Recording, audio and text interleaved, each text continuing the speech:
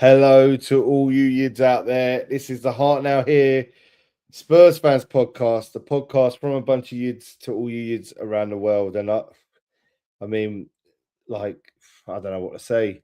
Yids, I don't know what to say. It's got worse and worse. And I think it really, really was, I don't know, was it the end? Sunday felt like it. When it seemed like we had a good performance midweek after a positive result at Anfield. We just went out and we just got destroyed on our own turf, 3-0. Terrible. It's myself, Lee Tarrier, Kevin Dennis, Matty Kerr. Lads, how you doing? You all right? Depressed. Sad. Yes. Lee, I felt it in your voice. I felt it in your voice, mate. There was no oomph to you there. I felt it. Yeah, I mean, You make me emotional. You make me emotional, Lee. Oh, I'm sorry. You've made me want to switch. You've made me want to switch yourself and go to bed, Lee. I have to come on. I can't. Yeah, I can't come on with the brightness because it's rough, and I think we've known it's been rough for a while. There's tough defeats to take, losing to rivals and whatnot, but you kind of bounce back off that.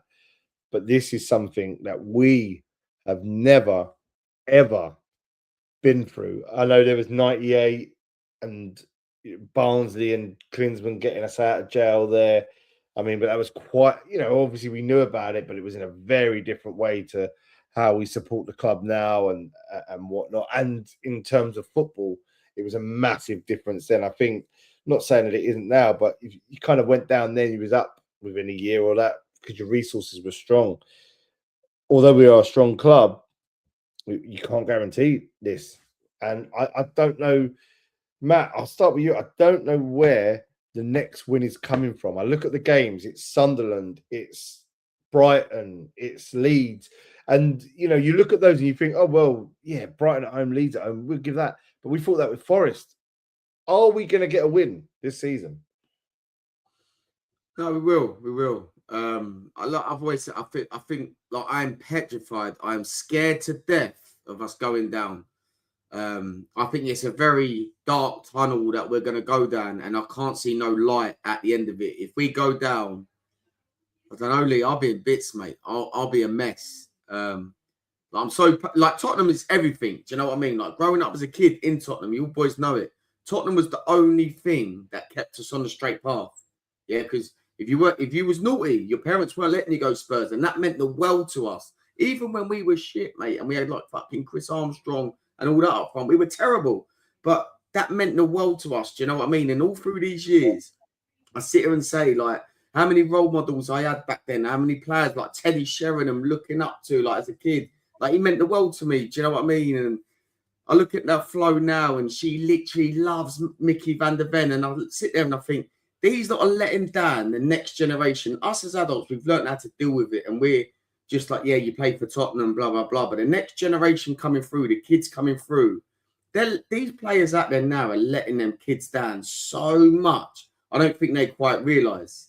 Because they are the next generation going to be supporting when we're snuffing it or whatever, yeah? But do I think we'll get out of this? Lee, I don't know. Tudor has to go for us to do this. Under Tudor, I can't see any hope in us surviving. And that's the truth. He has to go for us to do something. Like, we need another lift. Like, I'm not prepared to accept that Chris Hughton or whoever this flipping Dutch geezer or German geezer. We need someone that knows the club, that knows the Premier League, that's going to just come in, give the players a bit of belief, and let's go. We've got 7 cup finals.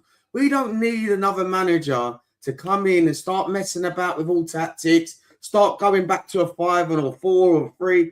We don't need none of that. We need to go back to basics and win ugly and get these points ugly. You look at Leeds, you look at maybe not West Ham this weekend. If they can't win, they're going to draw because the points could be massive come the end of the season. Spurs can't even get a draw at the minute, and that's what's worrying. So I feel like we need a manager change for this to happen. Yeah, I mean, look, big condolences go out to Igor Tudor, lost his dad. So it's a tough time for him. Obviously, a tough time for us as Spurs fans. Our club is our focus, and it hasn't been working out for him.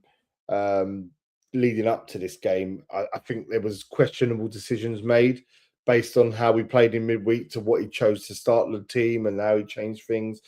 That's a different question. I think from a fan point of view, Kev, we couldn't have done more on Sunday. That high road, and I wasn't there, but I saw it. Like it was like parade days. It was like cup final days or big Champions League nights. They were barricading. They put barriers on the street so that you would, that they couldn't. That everything could feel like it all was one. That when that bus was coming in, that they could feel that either side of them there was these fans, and it didn't work, mate. Like, what's your take on it? Yeah, I mean, it's desperate measures from a fan base who are passionate and care about their club and have probably run out of ideas on how to change our fortunes. And there's been murmurs from the club or the players, that the fans let them down at home games and the 12th man isn't there. Well, I like to think that they proved them wrong by doing what they did against Forest. Listen, I spoke to a few of the boys in the pub after who went down there and done it, and I said to them, look, it ain't a bit of me. I think I'm maybe just from a different generation. I'm a bit older. And for me, it shouldn't take that for you to realise how much we mean to you and how much we want you to go and win football matches and not be relegated and stuff like that. So that I mean, didn't really understand. I understand why people did it because as you said, we lost the game, so we done our bit before the game in terms of supporters going out there and doing it. But there was always that side of it. If we lost, then we looked like a bunch of fucking idiots. And they did, and the players, and that was down to the players, and they made themselves look like fucking idiots by the way they performed. So they let us down again with that. But yeah, listen, it's a way of people just expressing their feelings, and if they're not going to go and protest like that was going to, then they was going to show them the other way and go, well, no, we are going to be there for you. How about you give us something back on the pitch? Yeah.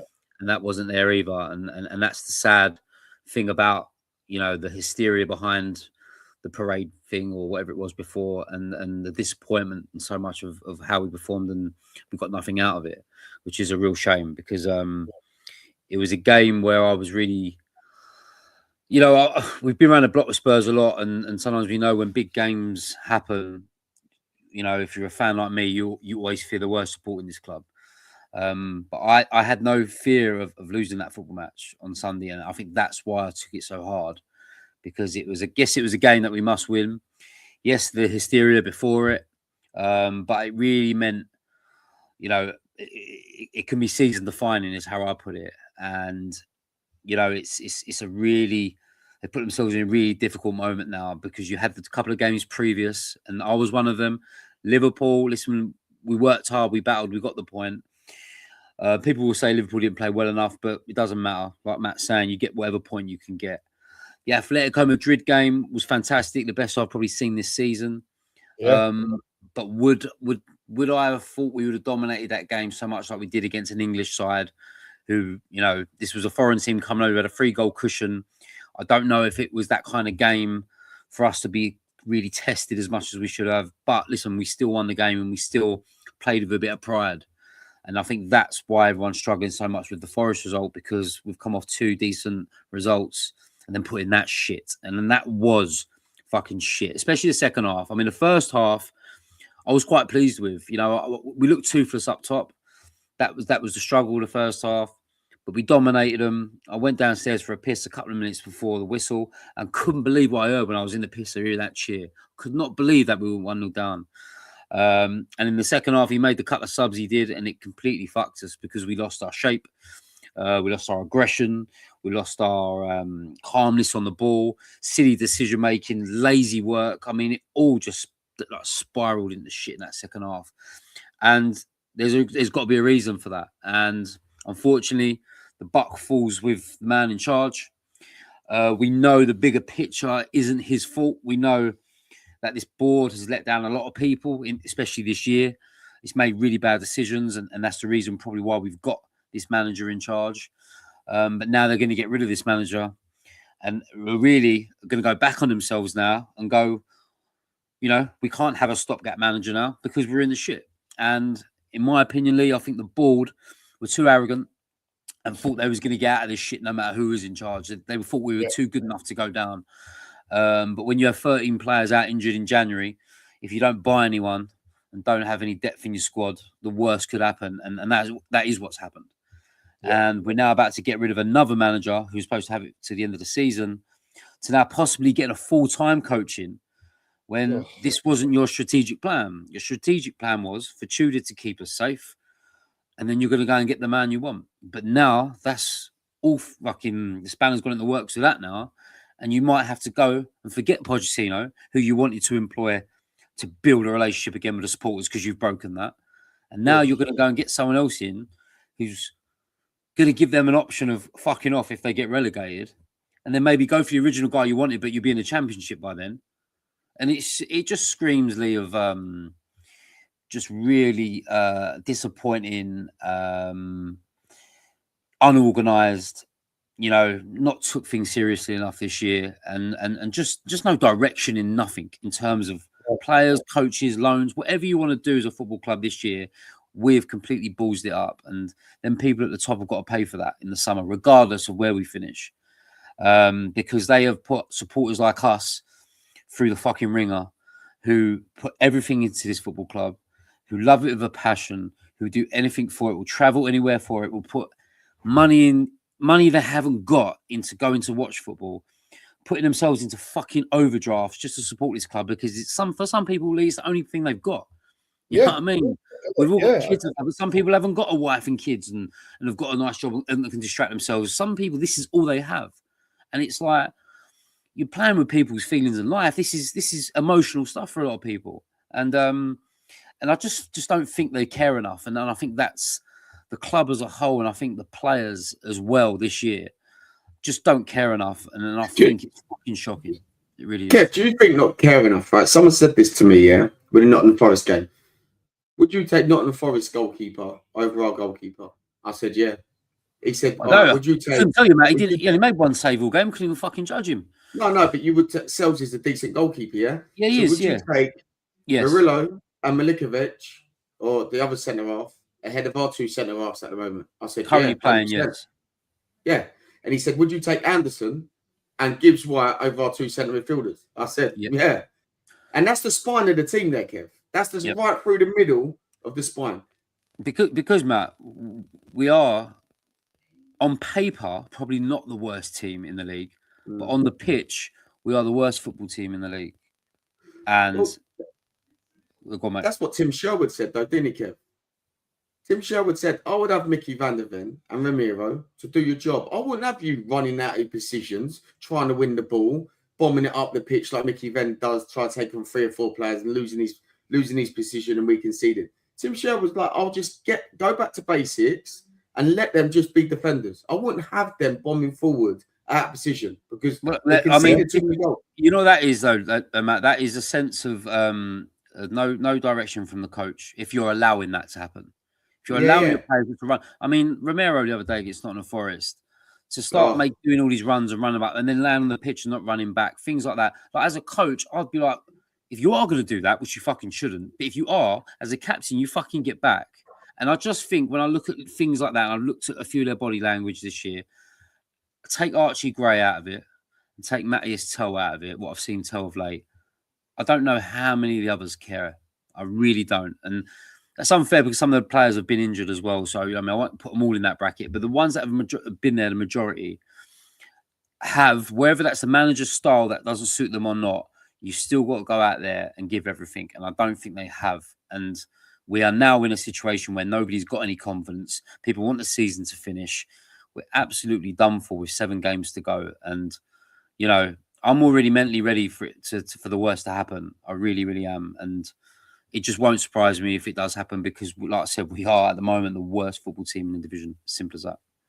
But that's the thing. It's come down to the fact that it's just been run so badly. The name that's coming around this evening is Adolf Hutter.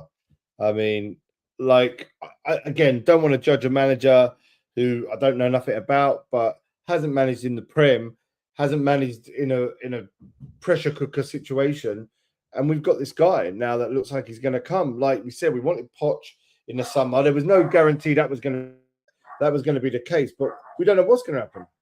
Shortly, instead, go and get Sean Dyche. If we're going to go down this road, just go and get Sean Dyche to the end of the season.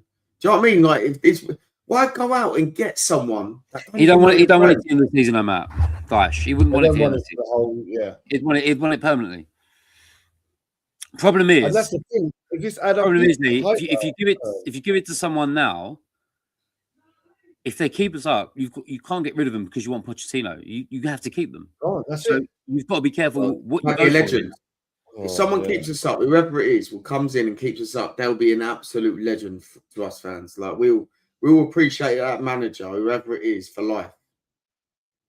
But is that what we need? Like, you know, if it was this Adolf Hitler, if it was this De Zerbi, who we know is a live wire at the best of times, like, you know, is that the right thing for the club long term, or is it now we just got to go get us out of this, and if you stay for a bit, and then we have to change next season? I just don't want. We don't need no Tinkerman. We don't need no Tinkerman at the moment to come in and try something different. De Zerbi, I'm actually for.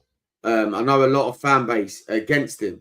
I would go for De Zerbi because he reminds me a bit of Arteta, yeah, and he will kick every single ball on that touchline and show so much passion to try and get us out of this mess, yeah. And I know people hate Arteta, but he is that 12th man for Arsenal a lot of the time, yeah, because he screams and shouts, he's bombing it around. You feel like he's on the pitch, and I feel like our players need that. Right now, like those players need someone literally right behind them, screaming at you, kicking every ball. I feel that's what we need right now. We do. I just don't know if he's long term, because he obviously he likes a discussion, a heated one with chairman, and this lot are worse. Do you know what? I sit there and say that's a them problem. They've caused this. Yeah, they're going to have massive arguments with him and bust ups with him. That's a them problem to deal with.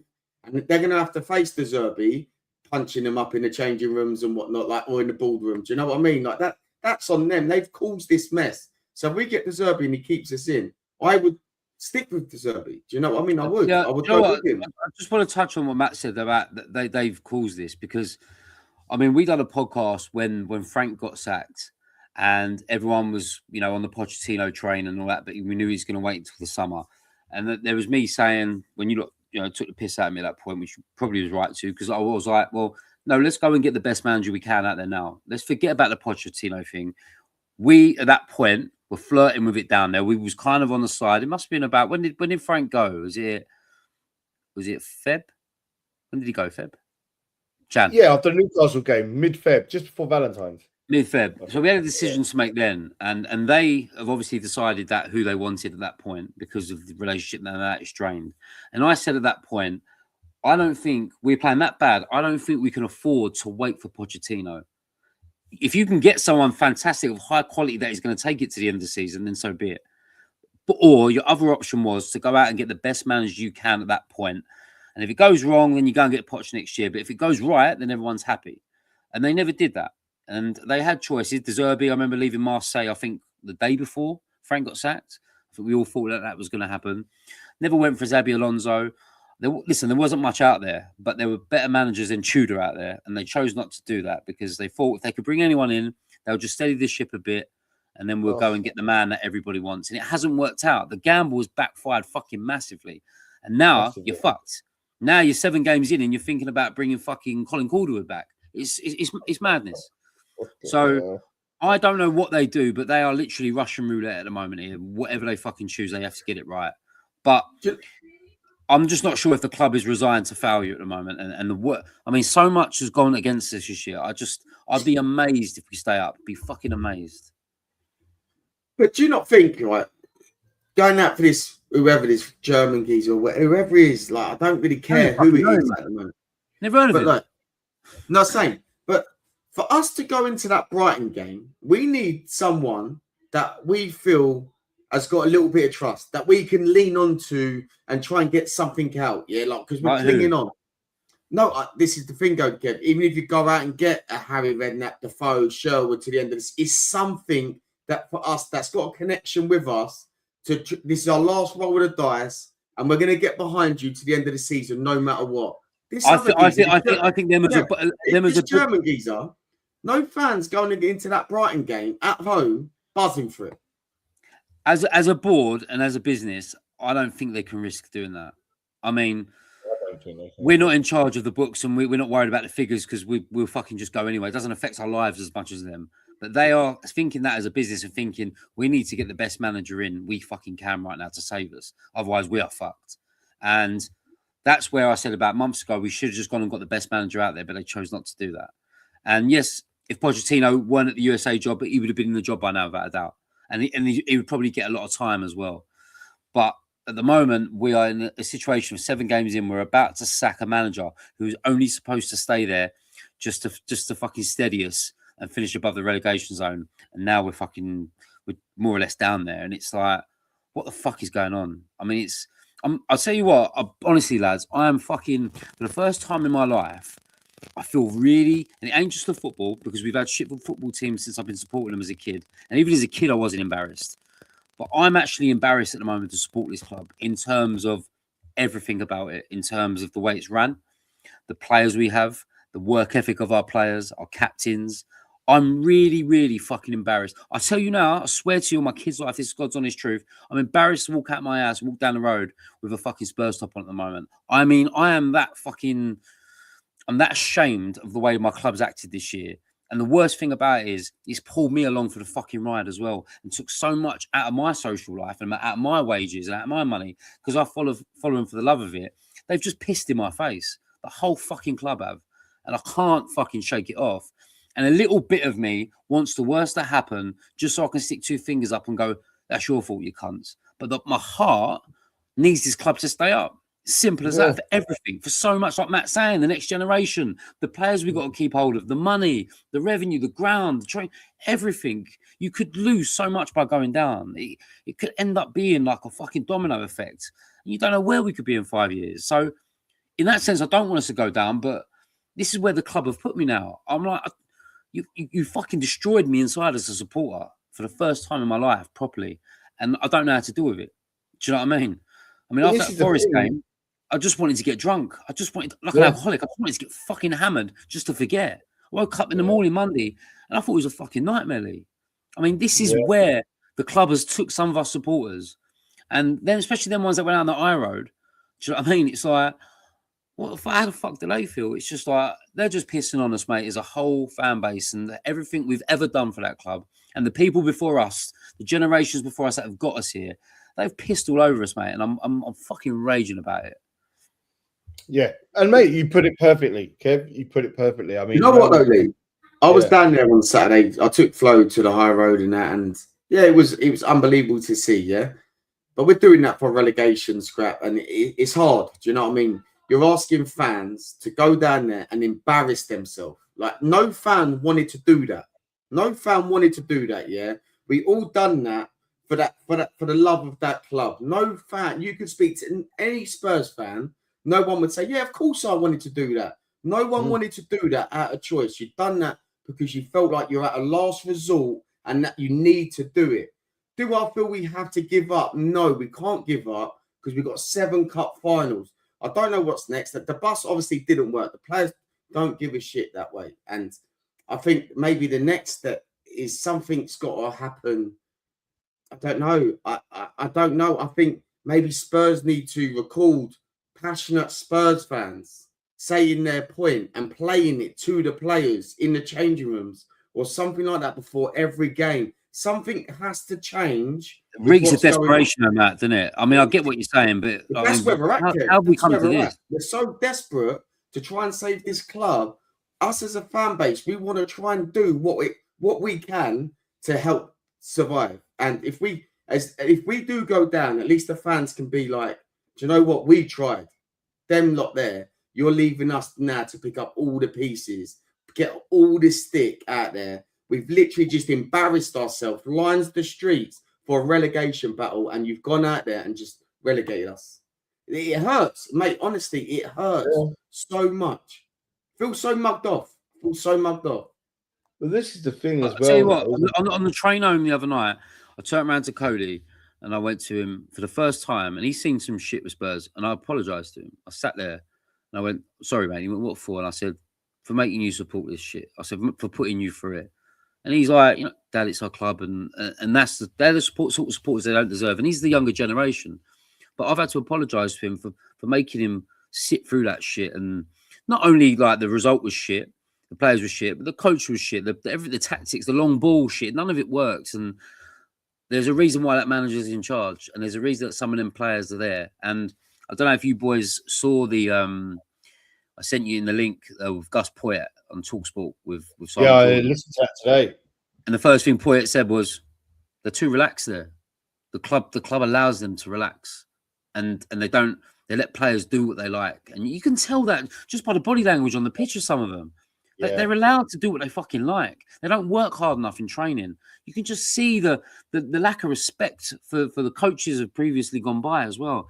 It's just that there's a stink down there, and something internally needs to change. I don't know what it is, but something isn't right down there, and there's no way player power and things like that should ever be the biggest thing there. It should be your supporters' trust. It should be us first. The ball listen to us. They make the decisions after they spoke to us, and then they hire the right managers, and then they go and do it like that. That's how it should work. But we shouldn't be dictated to by prima donna football players, and that's what some of these are, and they don't deserve to wear the fucking badge. No. Now we are at a point now where something's got to happen. Matt, you said you reckon he's going to go. Like, will that help us? Do you think? I know you said like De Zerbi will kick every ball and whatnot. I mean, is there enough in these players to simply turn their morale around now to get us the wins? Because I mean, you'd like to think there is, but it just never seems like it's coming. I know someone that works at the training ground, and he messaged me today and said, "Announcement coming shortly." Like so, either tonight or tomorrow morning, Trudeau will leave Spurs. Do I know who's coming in? I ain't got a clue. But I think we've had to be a bit. He would have gone Monday morning, yeah, if things didn't happen with Trudeau's father and that. Yeah. But I feel like we've had to give him a bit of space away. But I think as a mutual agreement, I don't think we're sacking him. I think it's just a mutual thing where he's got his family to look after now. Do you know what I mean? With regards to what's happened. And I do think he goes. Do I think it's doom and gloom? No, I don't, because West Ham are worse than Spurs. Yeah. I look at West Ham's fixtures, I look at our fixtures, I look at Forest, I look at Leeds. Leeds. Well, they only drew with City a week ago. I mean, yeah, Matt, I think you mean. I think Matt's saying he's like the fixtures are a harder running, but I'll be honest. West Ham, yeah, they've got Arsenal away. I'll be honest, but West Ham look like they've got more fighting than us, and that's the worry. Yeah, at home they do. At home, yeah, and Spurs need to sort that home record out. We haven't done great there this season. We've got 3 more. Matt, we ain't done better. We ain't done good home or away. To be honest. No. What I'm trying to say, Kev, in the next 5 games, we need 7 points. And I'm going to say that. Sunderland, yeah, we can go there and get a point. Yeah, they were a championship team that have come up. Yes, they played well. They played Newcastle. It's a 3-week break. We can go to the Stadium Light and get a point. Yeah. Do you not think? Yeah, I do. Look, I do. I think, they're a good side. They're a bit indifferent. Some weeks they do what they did against Newcastle. Other weeks they get turned over. The biggest thing, and it's clear from what I think if a new manager comes in, Lee, I think if a new manager comes in that the fans take to, we'll get out of this. If the Bald appoint another manager that we have never heard of, we're going to be sitting here. The negative vibes are going to be there straight away. But if the fans take to the manager and it's a name that we kind of want, the fans will jump on side and you feel like a bit of a lift. But Matt, is there a manager that isn't linked to Spurs that people would want that you can go and get for everyone to go, well, do you know what? I like this guy. Let's do it. Or does it have to be an ex-player or someone connected to the club? No. I think De Zerbi will give people a lift. Yeah, I think De Zerbi will give people a lift. He's the only one at this very point, for the fan point of view, who, again, I got every love in the world for every one of you, from those who were down in the building to those on the street. You showed you can't do no more. You can't do no more. The Wednesday night at Atletico, crowd was incredible. Like, willed the team on. The game was almost out of our reach, but even when it was 2-2, they were still willing them on.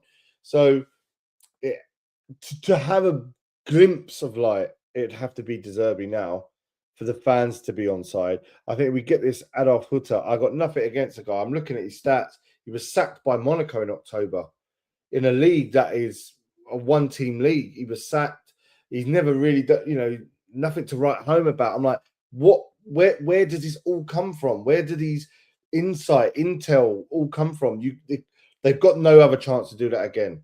And what frustrates me as well is that, there'll be the limited fucking communication from them is a joke. The big, they thought they were doing everyone a favor with this buy one, get one free drink. Yeah. Oh, mate, what was that about? All they did was jump on what was a fan-made setup, which was, we're going to fucking get behind this team and we're going to do stuff on the street. We're all going to be at that. And they didn't like that it was taking money away from the stadium. So then they did, come on, look, we're all together. It's got to be a day. They didn't have anything to do with it. Where are these people? Where are these Vinay and Johans? What's their track record? When Vinay was at Arsenal, it was, to be fair, a bit of a shit show. He was bringing in players under Emery that weren't working, that are no longer there. This Johan Lang, he was with Aston Villa when they got relegated. So boys, I only want De Zerbi if it means that he keeps the job next season. I love Poch, and you boys, I love him. Yeah, I love him. But if it means De Zerbi keeps us up and keeps that and gets the job next season, I'm all for it. Yeah. Why wasn't we saying this when Frank got sacked? Why was no one wanting De Zerbi then? But now we fucking. Did he want the job though, Kevin? We're desperate. Kev, he left the job a day before. He probably didn't even want the job. He left his previous job the day before. He probably wanted a bit of a breather. I know, but at that point we were playing terribly. We needed someone good then, and we didn't do it. No, I know. I get it. But we're at desperation now, and with De Zerbi, I feel at him on our remaining home games and away games, kicking every ball, winning every tackle on the touchline, fans seeing him losing his head, like sprinting up and down the touchline, fans will buy into that. Do you know what I mean? Because they'll see the passion. They'll see the passion that he's giving, Kev, to try. Do you know what I mean? Us fans will buy into that. Yeah, I mean, listen, I haven't forgot about the sort of style we played at Brighton. I mean, what I've been watching lately is like, Sam Allardyce, Tony Pulis type football. And it might have like worked in the odd moment of a few games, but it isn't the way we play. We're not good enough to do it. That was the only sort of style we had, Tudor. At least with De Zerbi, the ball's going to get back on the deck. Your keeper's going to be, I don't think he'd fucking have Vicario in there because he likes to play with his goalkeepers with their feet in tight spaces. He likes to bring teams on and play through them. That could be a bit of a fucking nightmare to watch if he's got him. But Kinski would be great for him. But, we're going to get a kind of a style back, I think, where it's going to be attractive on the floor. They're going to have to work hard off the ball. I mean, will he have enough time to implement it? I don't know. It's a massive break now we've got. So if you can get him in, some of them in there for 2 or 3 weeks and get them working, great. But one thing that I am excited about now Tudor is gone is the style of football. It just wasn't for us, in my opinion. And I don't think, Lee, some of the players took to it too much as well. And I think another reason why their body language was fucking shit because they didn't like to play that style. No, agreed. I'll ask a question. Obviously, America's playing now. What stops Poch coming in now? What I know he's got the World Cup, but like, is he really going to be busy between now and 4 or 5 weeks' time? Like, I think we've definitely approached him. I 100% think we have approached him during this whole period. Because the guy at Northern Ireland's doing it. I know they're not going to the World Cup. Mate, I think Trump's put a stop to it, mate. Trump ain't having it, man. Really? I don't know, mate. Trump ain't letting him. Apparently, Trump asked him the other day, like, are we going to win the World Cup? And Pochettino was like, well, we've got a chance. He's like, well, no, I want to know if we're going to win the World Cup. I mean, like, he's fucking deluded, that cunt. So he's got a clue about fucking football. So yeah, he got no chance of letting him out of his contract. But I mean, I don't know how much Spurs will have to pay to get him out. But I think No, if but everyone it's if your everyone role, could like, leave, everyone would But want it to Lee, work that way. because the World Cup and that's out there, you don't know what he's got to do, community type Yeah. events and stuff like Yeah. that on the build up to it. He probably don't have the time to do it. No. So we've got now, how many days is it? 20 days until the Sunderland game. That's on, that it's like well past these. It's on the 12th of April. So yeah, 12, 20, no. So yeah, about 19 days. Like, I hope that game gets called off through bad weather, so it's extended longer. fog on the Tyne. Fucking hell. I mean, it's a good chat today, lads. I mean, I don't think we can go much further. There are going to be things that unravel. I think it's passionate. I think that's what the fans wanted to hear because they're like us. There's nothing more we can do. We are now at the mercy of this board who don't know what they're doing. Lee, listening to us three, we feel and look deflated. Right. It's tough, isn't it? Like, cause you've got to take the banter from every single fucking football fan who doesn't support Tottenham in a workplace, and at my place, that's there's a couple of us Spurs, but it's a mixture of Chelsea, Arsenal, fucking even QPR. People are having a laugh at us. Do you know what I mean? Like, it's where we are. It's where we are. And then you look on socials and you look at Cundy and O'Hara and obviously they're playing up to what they're meant to do in the media, but you can't escape it. And so it is quite depressing. And I'm at a point where I'm fed up with people saying to me, people don't support, even people that have supported Spurs. They come up to me, and I think some people just see me for just being a Spurs fan. Some people might not have seen me for 15 years, but as soon as the first time you see me, before you ask me how my missing kids are, you probably ask me something about Spurs. It just follows me around everywhere. But I'm getting pissed off with people who support Spurs and who don't support Spurs. Go to me and go, "What the fuck's happening with Spurs?" And I'm fed up with that question. And it's just like, it's fucking depressing. And I ain't going to be a rude cunt. I'm going to probably then spill my guts to you, but it won't mean fuck all to you because you don't support them. So it's like, you're just having a laugh. You're poking me, mate. Do you know what I mean? So I know what you're fucking doing. That's what I do. But yeah, mate, I'm seriously at the end of my tether with it. And I mean, I want to say that obviously if the worst happened, I mean, my only bright light out of it would be there'd be some really good away trips to go and do. But I think to myself, if there's people out there that don't do that side of the game and are big Spurs fans, but but can't get down there or they just go to home games, I mean, what fucking light have you got to look forward to next season? I've got an away thing going on, so I'll still go and I'll go to different towns and stay in different places and have that kind of hobby with it. But if you don't do that, I mean, you're going to be in a dark place next year for sure. So what would the prices be? What season ticket?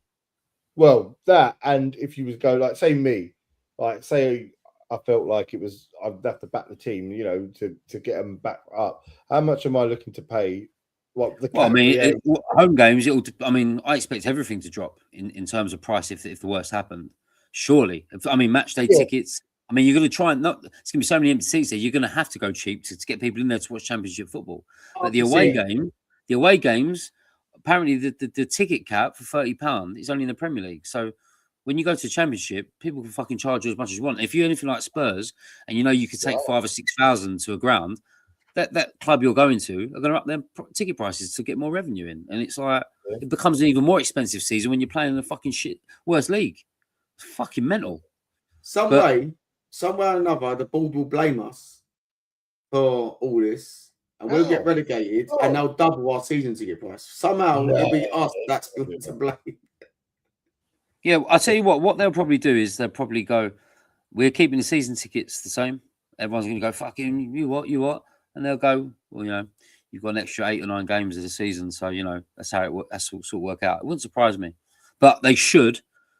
Everything should but Kev, there's still 90,000 people on the waiting list for season tickets. So if you don't do it, someone else is taking it. Do you think they'll take it? A bigger quote would take it. Lee, we've got too much of a big fan base to not sell out them season tickets. But what I'm saying is, will be trying for them. with them season tickets, you've got to then go, isn't it? Because like even you lot, if you miss games, they can take that from you now.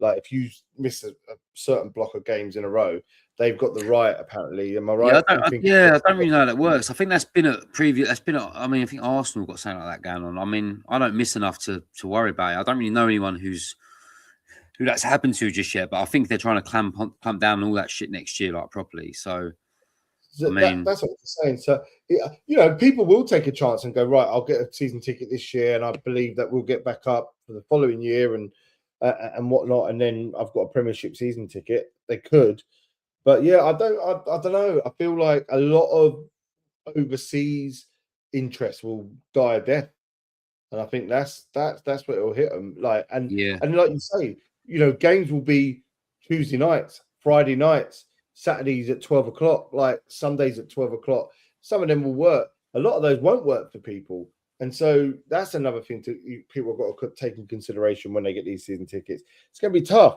But for a normal game, like they can't be charging more than 30 quid for a game against Lincoln City or Portsmouth or Bristol Rovers. I mean, we've got a really good supporters trust who like to dig their fucking heels in when things ain't right, and they normally get their way with it. So, I mean, there's a massive argument for that we shouldn't be paying anything more than £40 for a fucking ticket against Lincoln. I think it's a disgrace, and you've put us in that situation as well. Yeah, Bradley HD 1196 says they've frozen it. I did hear about that, but they must drop the prices. Have to. There's no. Well, they've also extended your renewal deadline day as well. I mean, I don't know how much difference that's going to fucking make because we will know by the original date where we're going to be anyway. But I think they're just giving people more time to stew on it and think about what they want to do. An extra fucking 6-7 days. But I honestly think even if we survive, I know they've frozen it, but there should be an announcement to say we're going to knock off 300 quid off every season ticket. Yeah, because when you pay for a service, yeah, Lee, if you go wherever and you're paying how much money and you're not getting that service, you're on your right to complain. We're not getting any service whatsoever. Sausage rolls now are £6 in the stadium. I want to know how much. I'll tell you what, mate. There'll be Greg sausage rolls next season. They won't be fucking. There'll be Iceland sausage rolls in there, not Gordon Ramsay ones. I might ring up Wetherspoon and see if I can bring in my own mixed grill. Go down on a Thursday to watch us play Lincoln. A curry night in there. but I'll tell you what they will do, and the fucking slippery cunts will do it. They'll probably turn around and give you like the first 3 rounds of the cups free, like they used to. Oh yeah, that's what they do. That's always one they'll try and do, but they've got to do something because.